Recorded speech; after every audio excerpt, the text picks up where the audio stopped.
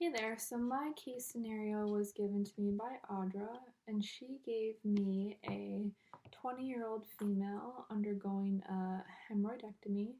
This 21-year-old female is 5 feet tall and 80 kilograms, giving her a BMI of 34.6. Her past medical history includes insulin-dependent diabetes, renal failure on hemodialysis, aortic stenosis, and bronchitis. So, given her past medical history, I would give her an ASA of 4 because she does have multiple systemic disease processes that are a constant threat to life. So, for hemorrhoidectomies, she is going to be in the prone position, and generally these take 30 minutes to an hour to complete. So, considerations off the bat for this procedure, given her past medical history, what really stuck out to me was aortic stenosis. So I would want a echocardiogram and a EKG preoperatively to assess the severity of her aortic stenosis because in patients with aortic stenosis during anesthesia, we do want to maintain tight blood pressure and heart rate control. Generally, you want a heart rate between 70 and 80 because if they're too tachycardic, they're not going to have enough filling times, which is going to further compromise their cardiac output. And then if they're too bradycardic, it can cause ventricular distension and stretching. Other considerations with aortic stenosis for anesthesia is making sure to maintain adequate diastolic blood pressure to perfuse coronaries and maintaining adequate preload, so making sure they are fluid resuscitated and optimized before surgery, and then maintaining a good afterload as well. Because of this, I am going to elect to place an arterial line in order to get this tight control and monitoring of her blood pressure. It is a short procedure, so I kind of went back and forth with it, but I'm just going to go ahead and put an arterial line in because of all the medicines I'm going to be using that will compromise her blood pressure. And then, given her insulin-dependent diabetes, I can get a quick blood sugar off that during the case as well to monitor that closely. Other considerations, so with her insulin-dependent diabetes, I do want to assess how well it's controlled and if there's any neuropathies with that. She is going to be in the prone position, so she is at higher risk for nerve injuries and pressure injuries. So I would assess that. And then with her renal failure, I'd want a BMP renal function test and just to know when her last hemodialysis run was to assess, is there going to be any electrolyte abnormalities off the BMP or kind of what the status is of her renal failure. And then with her bronchitis, I would want to know. So there's a study referenced in Nagle Health that says getting pulmonary function tests for different respiratory diseases doesn't really improve outcomes. So I would just kind of assess, like, is it a chronic bronchitis? Is it an acute? Was she recently treated for it? Kind of what's the status of it now? Making sure, listening to her lungs really well and assessing if she would benefit from an albuterol nebulizer if she sounded wheezy and tight. So that's what I would do for that. So preoperatively, so given the fact that she is going to be in the prone position, I would elect to give her 30 milligrams of Pepcid IV to help with the reflux, given that she is face down. And then hemorrhoidectomies can be pretty painful, so I would elect to give her a gram of Tylenol and 30 milligrams of Toradol preoperatively as well.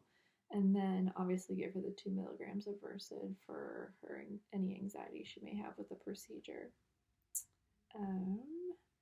So I am going to do just a standard general anesthetic with a 7.0 endotracheal tube, a standard induction with 100 milligrams of lidocaine, 5 milligrams of rocuronium as a defasciculating dose.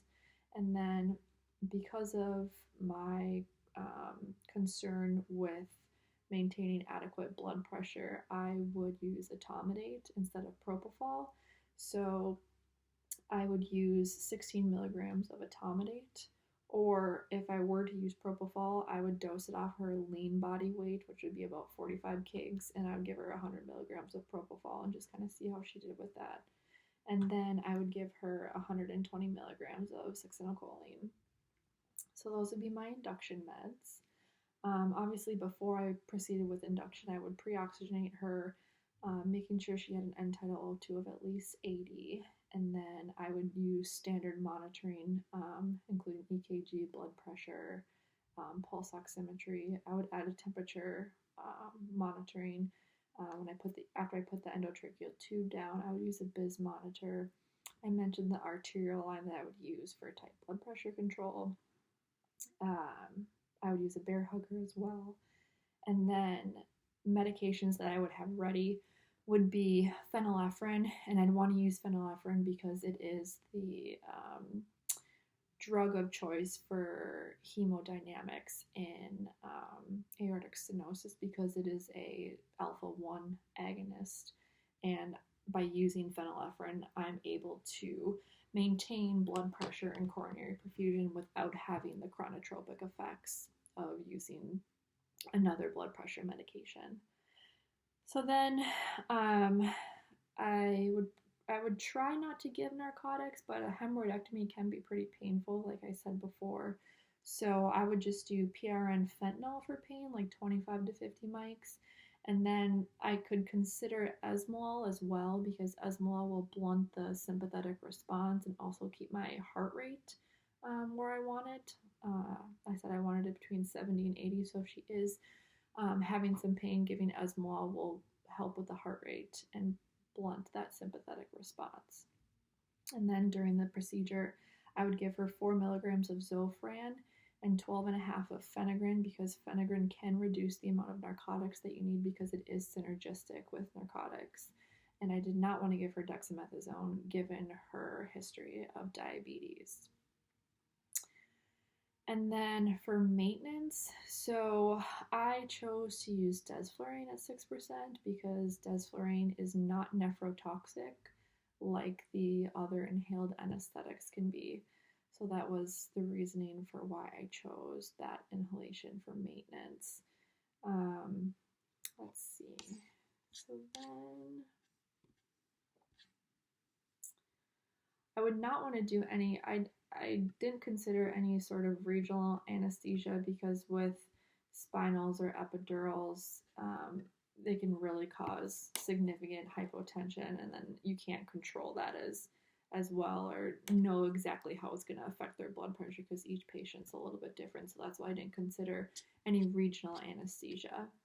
And then so for the ventilation plan, because she is prone, I'm just going to put her on a volume control, making sure that her tidal volumes are around 450 to 500. Respiratory rate, I'm going to set based off her end tidal CO2, trying to keep her end tidal CO2 in the low 30s. And then plan for extubation, I'm just going to do a standard awake extubation, making sure that she's hemodynamically stable. She has adequate oxygenation. She, can pull her own tidal volumes of at least 5 mils per kg of her ideal body weight, and that she is spontaneously breathing. And then I'm going to make sure to give her PRN if she needs it, Zofran in the PACU because she is a female non-smoker and does have higher risks for post-op nausea and vomiting. And then I would just let the PACU RN know that I did give her Tylenol and Toradol, and they can redose the Tylenol and Toradol like 6 hours after it was first given to kind of maintain that pain control. And I think that's about it. Thanks.